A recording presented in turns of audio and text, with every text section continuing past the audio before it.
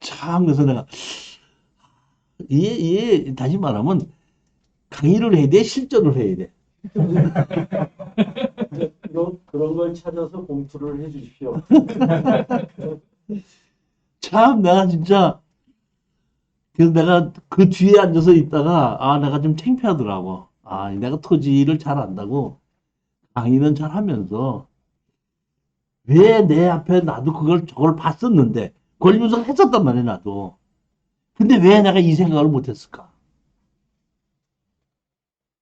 공부를 제대로 안 하셨네. 아니, 이게 가장 중요한 게 뭐냐면요.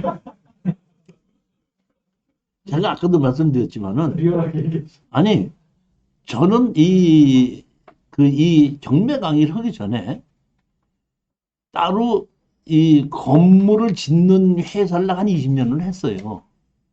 그러니까 그 당시에 내가 그 도로를 사용승낙을 받아보고 개발행위도 받아보고 건물도 짓고 산지전형, 농지전형 막 하다 보니까 지금 하다 보니까 아 그때 이런 거 했었구나 이런 거 했어 이런 거 했어 이제 알게끔 되는 거예요 보면은.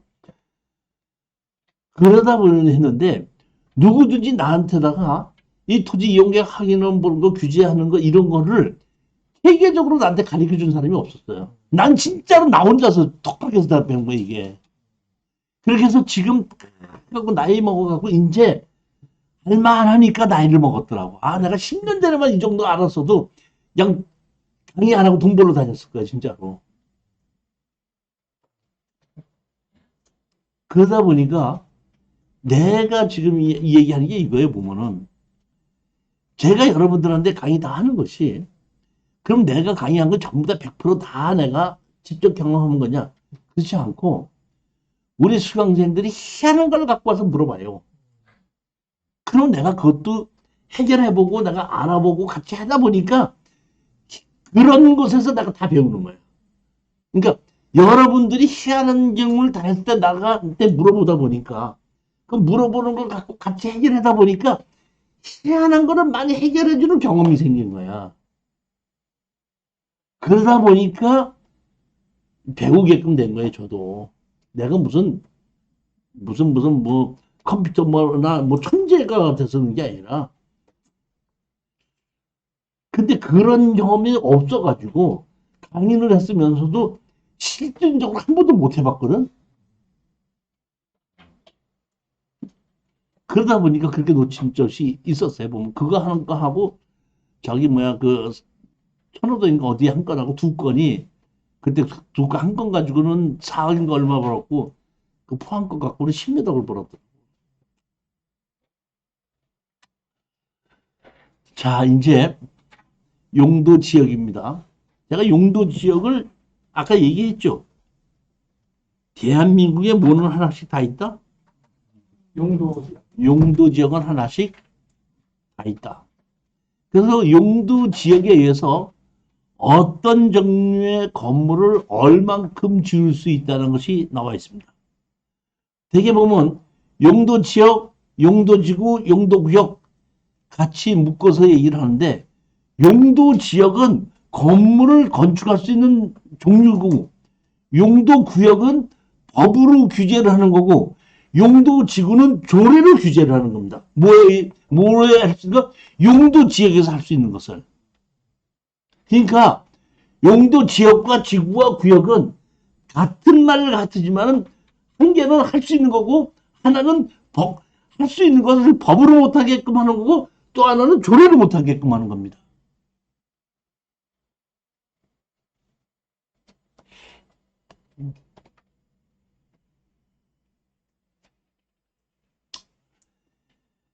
비교하자면 사람이 태어나면 이름과 주민번호가 주어지듯이 토지는 도시 기본 계획에 의해 반드시 용도 지역이 하나가 주어진다. 용도 지역은 크게 도시 지역과 비도시 지역으로 나뉘어진다. 도시 지역은 개발을 장려하는 것이고 비도시 지역은 개발을 어떤다? 유보하고 보존하자는 의미로 돼 있다. 도시지역은 어떤 종류로 개발을 할 것인가 해서 공업지역, 상업지역, 주거지역, 녹지지역. 다시 말하면 개발을 하더라도 그린존이 필요하니까 도시지역에도 그린존을 만들어 놓자는 것이 녹지지역이고, 비도시지역에는 관리지역과 농림지역과 자연환경보전지역이 있는데, 비도시지역이라도 사람은 살아야 되다 보니까 관리지역에 집은 지어주도록 해주자 이런 얘기입니다.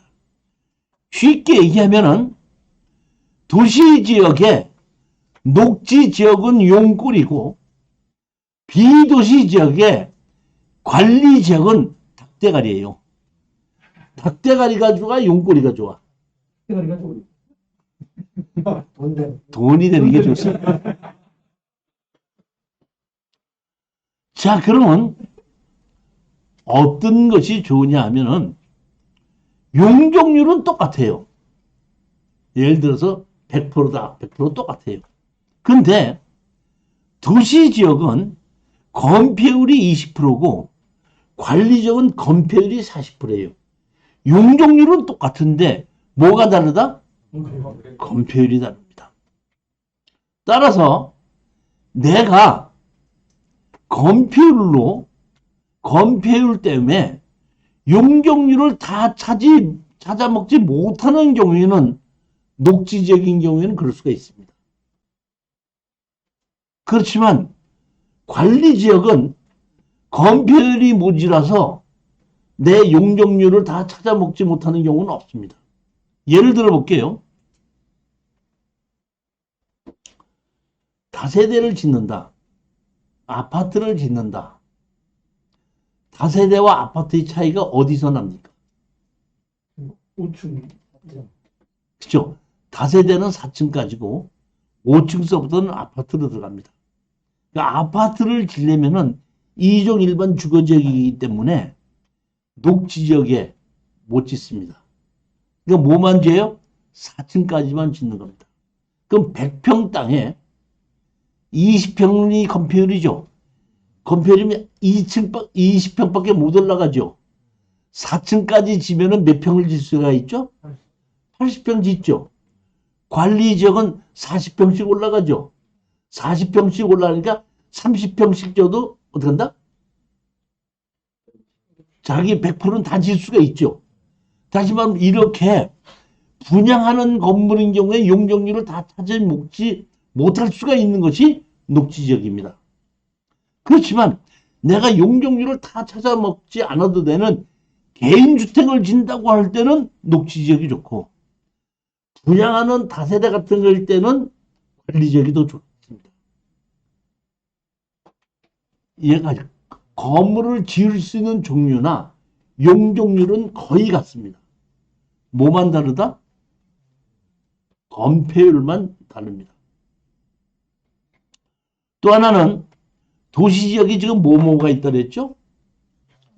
공업지역, 상업지역, 주거지역, 녹지지역이 있습니다. 도시지역에도 농지가 있을 수 있고 임야가 있을 수 있죠. 그래 안 그래요? 그럼 임야에다가 집을 지으려면 개발행위 허가를 받고 농지전용이나 산지전용 허가 받아야 돼, 안 받아야 돼? 받아야 되죠. 그런데 도시지역에서는 안 받아도 됩니다. 다만 도시지역에 녹지지역인 경우에는 농지전용 받아야 되고 임야인 경우에는 산지전용 받아야 됩니다. 그런데 도시지역에 주거지역, 상업지역, 공업지역에 농지가 있다든지 임야가 있을 때는 농지전용 허가나 산지전용 허가 없이 그냥 건축허가만 받으면 됩니다. 이해가 가셨습니까? 자, 도시지역이 있고 비도시지역이 있고, 도시지역은 이미 개발이 결정되어 있기 때문에 지목이 임야인 거나 농지라고 하더라도 또 개발을 하겠다고 결정이 된 땅이기 때문에 따로 거기에 대한 규제를 하지 않는다 이런 얘기, 허가를 받지 않아도 된다 이런 얘기입니다. 다만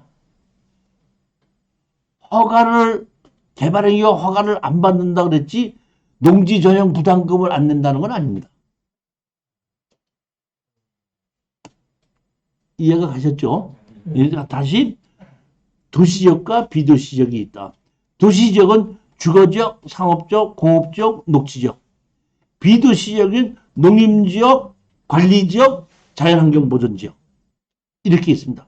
근데 주거지역, 도시지역 중에서 주거지역, 상업지역, 공업지역인 경우는 농지나 임야로 허가를 받지 않아도 전용 허가를 받지 않아도 된다.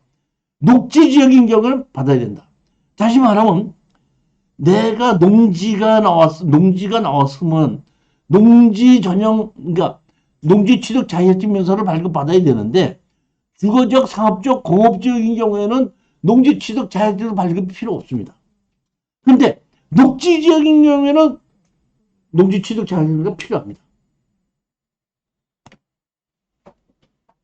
충분히 이해했었으리라고 믿습니다.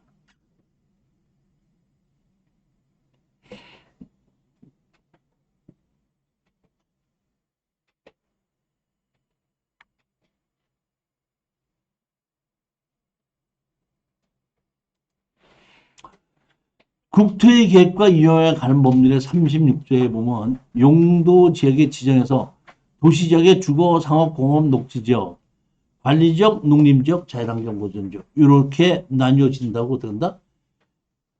국토의 계획과 이용에 관한 법률이 나와 있는데 여기 이거는 전 우리 교재 페이지에 없을 거예요. 제가 국토의 계획과 이용에 관한 있는 것을 옮겨서 이렇게 만들어 놓은 거니까. 여기 보면 무감리하게끔 국토의 계획과 이용에 관한 법률이 계획관리지역, 주거개발진흥지 이렇게 돼 있죠. 지구 이렇게 돼 있죠. 이게 아까 지구는 뭘 하라 했죠? 조례로 건물을 규제를 하는 거라 그랬죠. 규제뿐만 아니라 주거개발진흥지구를 만들어 가지고 앞으로 주거개발진흥지구라는 얘기는 아까 어떤 것을 용도 지역을 도시적으로 바꾸려고 할 때는 계획을 만들고 숨겨놓는다고 그랬죠.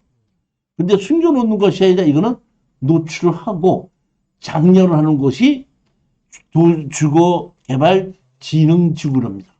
그러니까 주거개발진흥지구로 이렇게 돼 있을 때는 계획관리지구, 주거개발진흥지구로 있을 때는 일반 주거지역과 동일하게 건물을 지을 수가 있습니다. 계획관리지역이죠. 그러니까 다시 거꾸로 얘기하자면 현재는 비도시지역인데 조만간 도시지역으로 된다 이런 뜻으로 아시면 됩니다. 여기 보면 도시지역이면서 자연녹지지역이죠. 자연녹지지역이면서 가축사연제한구역이고 개발제한구역 있죠. 상수원보호구역 있죠. 다시 말하면 개발제한구역, 상수원보호구역. 상수원보호구역이 뭐죠? 내 땅 옆에 상수원이 있다는 얘기 아닌가? 사법령에 있는 거고. 개발제한구역. 그러니까 개발제한구역은 그 법에 의해서 토지의 사용을 어떤다? 규제를 하는 곳이 있다 이런 겁니다. 제가 요거 하나를 두 개를 놓고 제가 한번 여러분들한테다가 실전 사례로 설명을 드립니다. 자, 그 다음에 뭐가 있죠?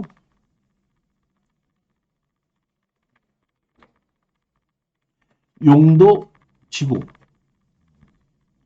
용도지구는 아까 제가 뭐에다 쓴다고 그랬죠? 지방자치단체의 조례로 건물에 대한 규제라고 그랬죠? 용도지구. 자, 용도지구 한번 보시겠습니다. 국토의 계획과 이용에 관한 법 37조의 용도지구의 지정, 경관지구, 고도지구, 방제지구, 방화지구, 보호지구, 그 다음에 취락지구, 개발진흥지구, 특정용도제한지구, 복합용도지구, 그 밖에 대통령령으로 정하는 지구 이렇게 돼 있죠. 요 10번이 뭐라고 그랬죠?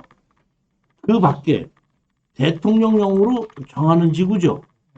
이 얘기는 뭐냐면 국토의 계획과 이용에 관한 법률 말고 지방자치단체가 따로 필요한 경우에 알아서 지정할 수 있는 겁니다.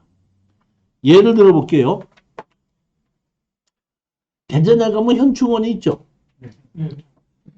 대전에 있어요? 유성에 있어? 유성에 있죠. 유성이 다시 말하면 관광도시죠. 유성 가면 술 먹고 노래 부르는 데가 많죠. 네. 그런데 거기에 뭐가 있다고요? 현충원 있죠. 그럼 현충원 앞에서 술 먹고 노래해야 돼? 묵념해야 돼? 그렇기 때문에 다른 데 없는 그런 곳이 그 한락가 중심 있는 데 있거든요. 그렇기 때문에 대전시에서는 그 현충원 주변을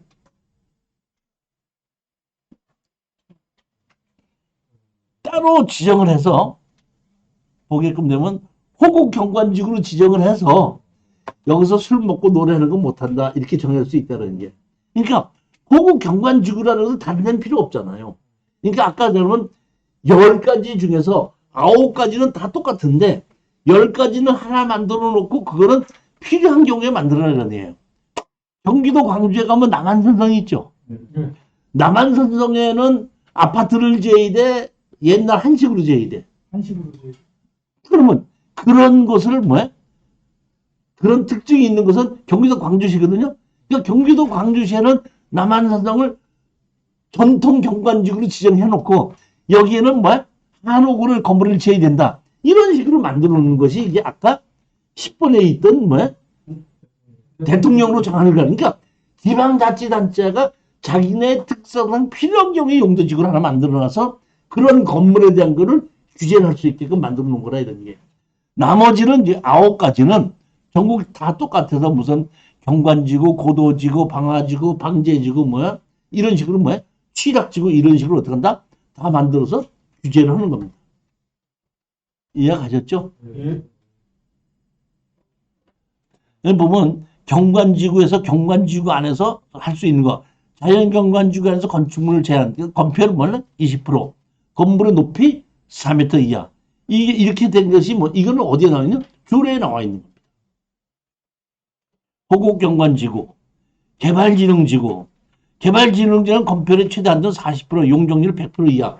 다시 말하면 일종 일반 주거지역과 똑같다 이런. 특정용도 제한지구. 특정용도 제한지구는 상업지역이라고 가정합시다. 상업지역인데 근처에 뭐가 있어? 학교가 있다고 가정합시다. 상업지역 옆에 학교가 있을 수도 있죠. 그러면 예전에 이게 뭐가 문제가 된다면 일산에 상업지역인데 거기에 예전에 그 아파트가 들어서기 전에 모텔이 많이 들어서 있었어요. 근데 한 10년, 15년 지나다 보니까 거기에 이제 아파트가 다 들어선 거야. 그리고 그 옆에 학교가, 초등학교가 만들어지다 보니까 초등학교 애들이 학교 갈 때 모텔 숲을 지나서 가고 올 때 모텔 숲을 지나서 가는 거예요. 그래서 그것 때문에 신문에서 문제가 생겼었어요. 그러면 허가를 내줬는데 허가를 취소할 수가 있어 없어? 그러면 학교를 먼저 줬어? 모텔을 먼저 줬어? 모텔을 먼저. 그러면 학교를 옮겨야 돼? 모텔을 옮겨야 돼?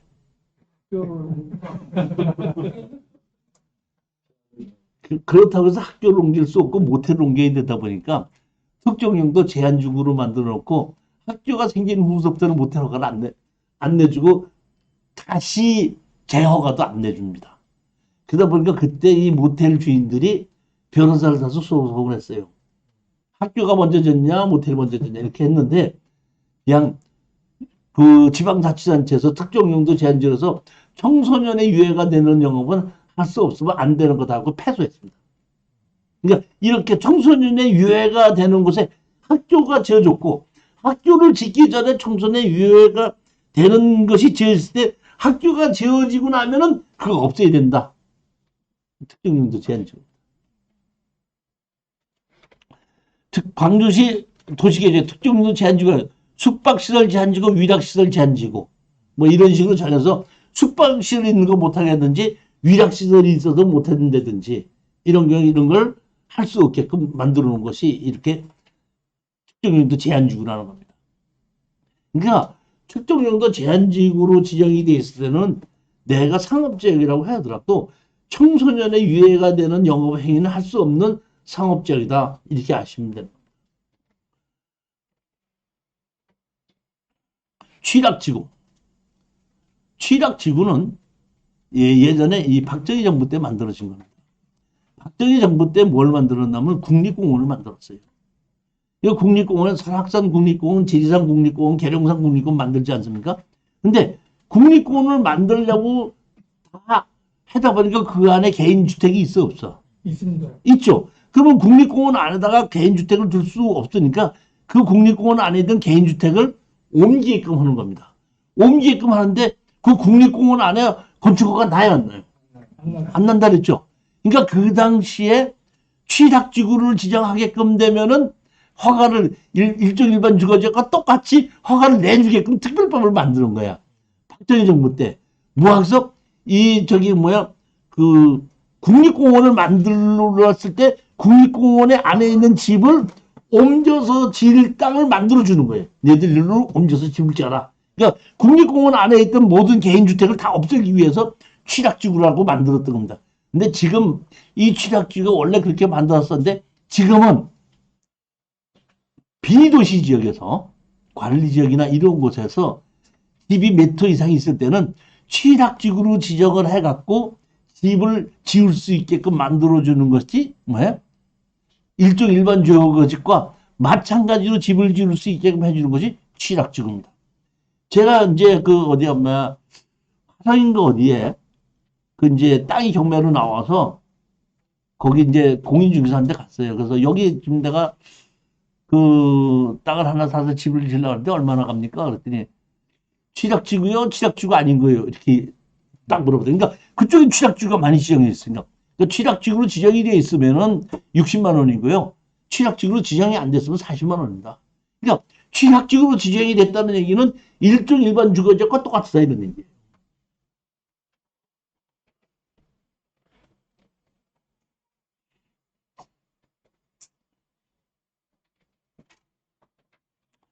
도시공원인 녹지도에 가는 법이니까 옛날에 이 공원을 만들고 국립공원을 만들 때에 만들어졌을 때의 취락지구입니다. 보면 국토의 계획과 이용에 가는 법률에서 녹지역 관리적 논의 자연건물주요 국토계획 예를 30대 요구 중에 자연 취락지구, 집단 취락지구.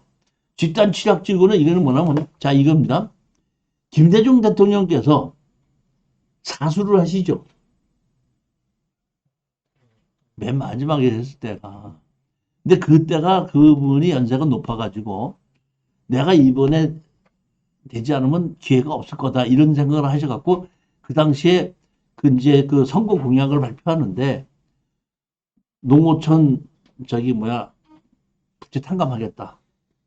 두 번째가 충청도 벽지에서 내가 당선되면 김종필 씨를 국무처리로 옮기겠다. 세 번째가 뭐냐면 개발지원구역 풀겠다. 개발제한구역은 언제 만들었죠? 박정희 정부 때 만들었는데 박정희 정부 만들어놨을 때는 별로 그 불만이 없었어요. 왜 없었냐면은 개발제한구역에 건물을 못 짓는다고 만들어 놓은 건데 개발제한구역 때문에 못 짓는 것이 아니라 돈이 없어서 못 짓는 거야. 지어놔도 사용할 사람도 없는 거야. 돈도 없어갖고. 그러니까 개발지역이 있든지 없든지 상관 안 했어. 근데 김대중 정부 때는 먹고 살만 해줬거든. 집을 지려고 했더니 못 되면 안 된대?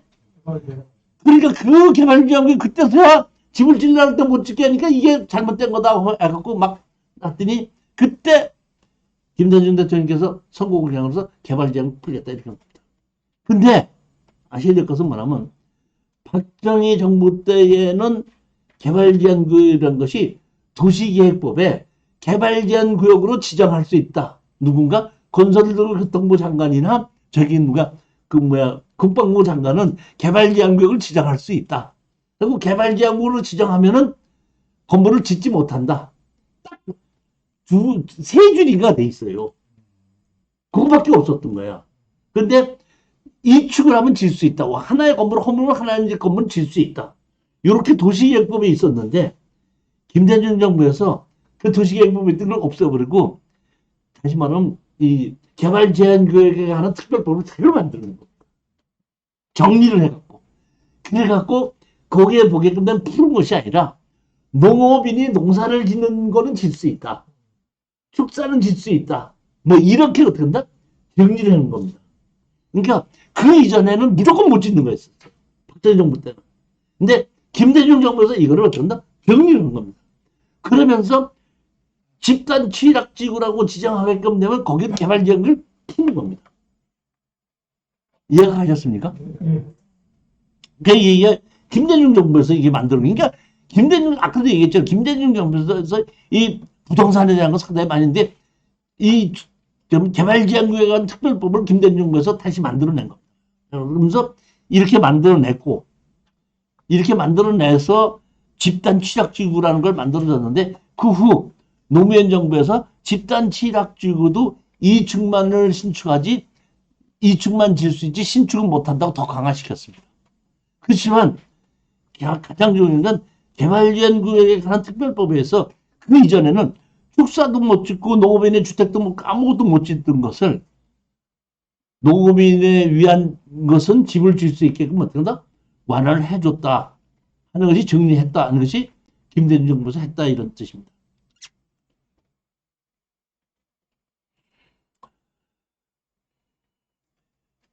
(84조) 보면 용도 지역 안에서의 건폐율 해갖고 국토기획과 이용에 관한 법률에서 용도 지역에서 주거지역의 70% 상업적 이거는 뭐냐면은 법에 이렇게 돼 있는 겁니다. 근데 이만큼 지을 수 있다고 생각하면 어떻게 되나? 맞는 거야, 틀리는 거야? 틀리는 거죠. 법에서 허용하고 이 법의 테두리 안에서 조례로 다시 정해지는 겁니다. 이건 법입니다. 자, 용도 구역이 나오는데 용도 구역은 여러분이 자세하게 알아야 되는 게 많거든요. 그러니까 이거는 용도 구역은 다음 시간에 하는 걸로 하고 오늘은 여기까지 강의하고 일주일 후에 다시 뵙겠습니다. 또 다시 말씀드리지만은 2월달 이번에 토지개발 완이 끝나고 나지 않습니까? 그럼 2월달에 뭘 강의한다 그랬죠? 맹지의 건축법상 도로 만들기는 무슨 요일 날 한다고요? 월요일 날 몇 시에? 3시 30분서부터 6시까지 해서 2시간 30분으로 지금보다 30분이 늘어납니다. 그리고 월요일 날 합니다. 자, 오늘 강의 들으시고 무척 고생하셨고요. 안녕히 들어가십시오. 감사합니다.